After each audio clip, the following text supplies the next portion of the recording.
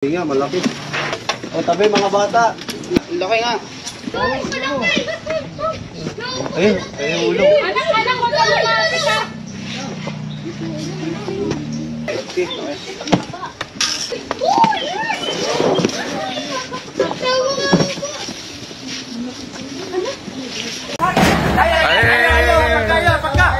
Inakyat na ng mga lalaking ito ang bubong ng isang bahay para tugisin ang nagdudulot ng nakakakilabot at takot sa mga residente ng Barangay Busay, Cebu City.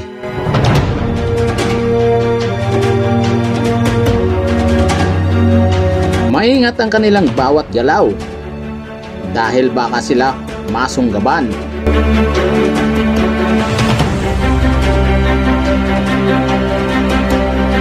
Ang kanilang target, isang dambuhalang sawa.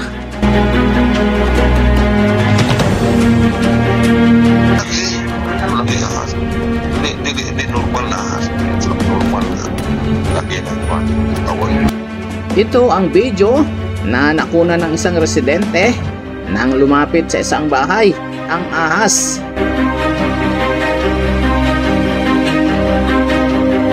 Kwento ng mga residente, sa siwang na ito nagtungo ang ahas.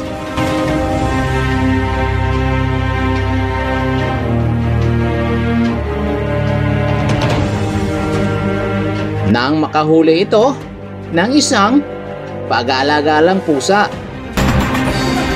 Dili ni siya. Binulabog ng mga magkakapitbahay ang sawa.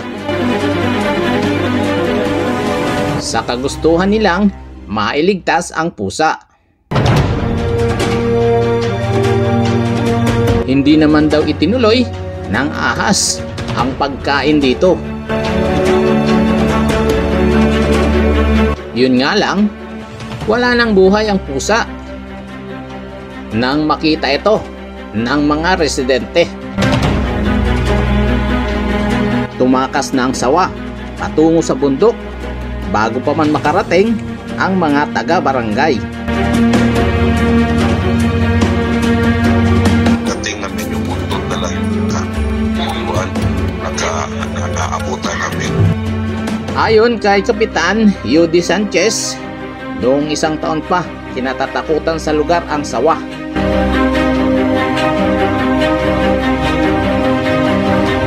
Sa sukat kasi nito, kaya nitong kumain ng mga hayop, maging ng mga maliliit na bata.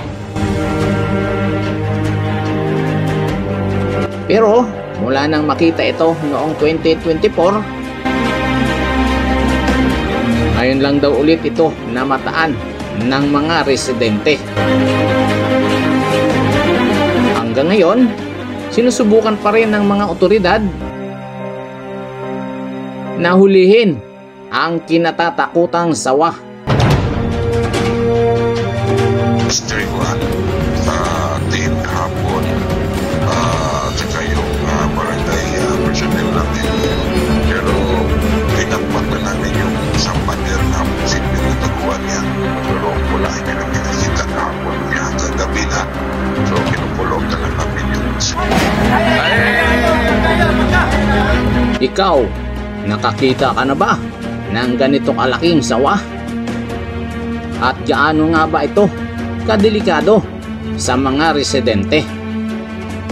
Para sa inyong mga opinyon, mag-iwan lamang ng komento sa ibaba ng bidyong ito. At para manatiling updated sa atin pang susunod na mga upload, siguraduhin mag-subscribe. I-like na rin ang ating mga videos bilang suporta.